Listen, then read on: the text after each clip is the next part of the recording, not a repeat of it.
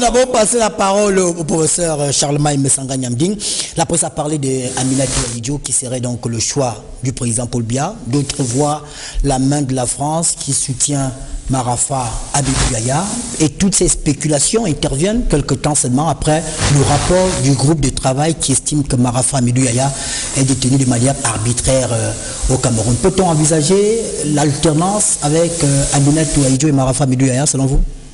D'abord, je suis surpris en tant qu'analyste, c'est-à-dire enseignant de la politique, parce que j'enseigne la politique dans les universités, de voir comment est-ce qu'on peut envisager une alternance alors qu'il y a sur le fauteuil un président élu et qui fait son travail.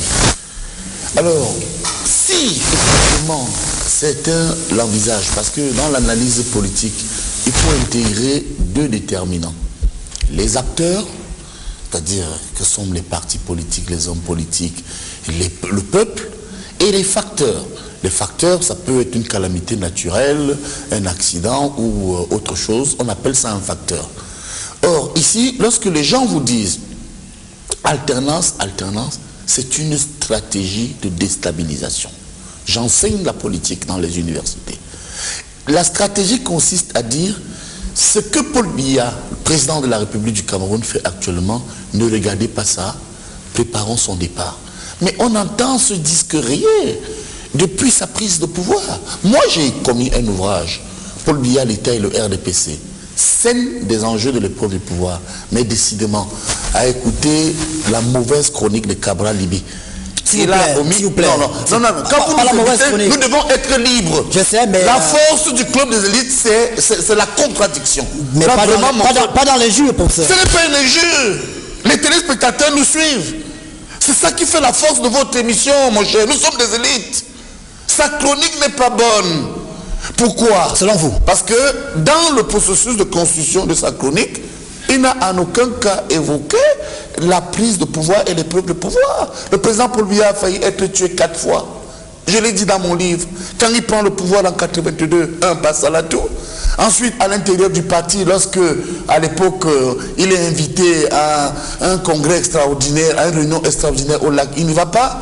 Troisièmement, en 1984, et d'autres tentatives qui persistent. Je dois le dire, il est à l'épreuve du pouvoir. Pour revenir sur la succession, et ramener peut-être la sérénité autour de votre grande émission. Mon cher ami, je vous connais très apaisé et conciliant, Obama. La vérité est que c'est une déstabilisation préparée. Il faut dire aux gens que Aminatou Ahidjo, qui est ma camarade de classe, hein, Aminatou m'écoute, j'étais avec elle, on a échangé. La vérité est que beaucoup de personnes haineuses attendaient voir le président Ahidjo et le président Paul Biya dans un sempiternel conflit. Ils sont déçus. Pourquoi? Vous verrez que ceux qui discréditent la fille du président de la République, du premier président de la République du Cameroun, ceux qui disent que c'est la succession, ce sont des gens qui n'ont pas apprécié le geste haut et fort d'Aminatou, fille du chef de l'État. Elle n'est pas comme vous et moi. À partir de là, quelques fantasmagoriques ont entretenu une division entre les ahidjoïstes et les biaïstes. Moi, le premier, j'ai dit que le biaïsme, le RDPC, était l'aile progressiste de l'UNC. Qui a créé l'UNC? C'est Ahidjo. La fille d'Ahidjo estime que, article 1 des statuts du RDPC, l'UNC devient le RDPC. Il y a une cohérence dans sa démarche.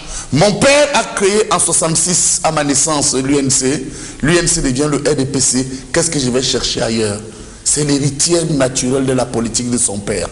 Et aujourd'hui, tout ce qui tire sur cette brave fille, qui est d'une intelligence exceptionnelle, qui a eu un destin exceptionnel parce qu'elle est après tout la fille d'un chef d'État. Ils attendaient cette brillante fille aller peut-être au SDF de Limbi.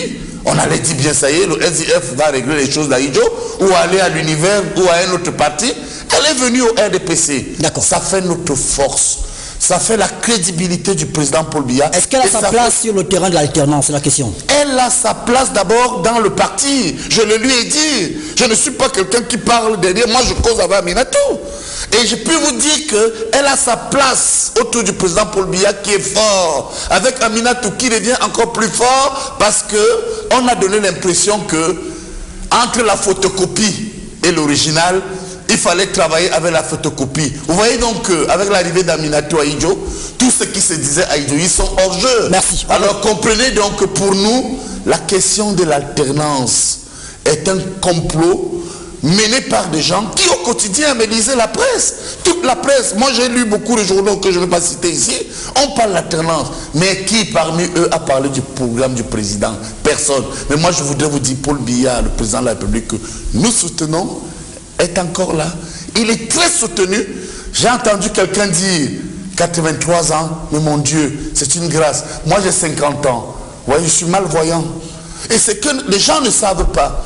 C'est que penser que parce que Paul Biya a 83 ans, il doit partir, il ne tient plus, ils sont des dieux. Mais moi je voudrais vous dire ici que nous soutenons le président de la République jusqu'au bout et nous continuons à penser que la question de l'alternance, même si elle doit se poser, c'est normal en démocratie, mais en attendant, nous gouvernons et il serait plus opportun d'interroger le président Paul Biya sur son bilan, car, et je suis là-dessus, merci Obama, parce que la faiblesse peut-être de ce régime que nous soutenons, c'est qu'on a des opposants qui ont confisqué l'État, qui ont confisqué le parti. Quand moi, et je vais terminer là-dessus, je l'ai dit, je vois un monsieur comme Lee Sun-jun qui a combattu le président, conseiller spécial, j'ai dit que Paul Biya est bon. Quand je vois un monsieur comme Ayem Mongé qui m'a combattu lorsque nous étions en France, j'ai été pendant 10 ans le patron du parti, qui est chef de la division économique du RDPC à la division économique à la présidence de la République et vient d'être PCA, j'ai dit Paul Biya est bon. Mais en attendant, j'ai aussi droit de dire, et je chute vraiment là-dessus, que ce sont ces opportunistes qui ont combattu le régime, qui affaiblissent de l'intérieur le régime, alors que nous autres, nous sommes là pour soutenir le président.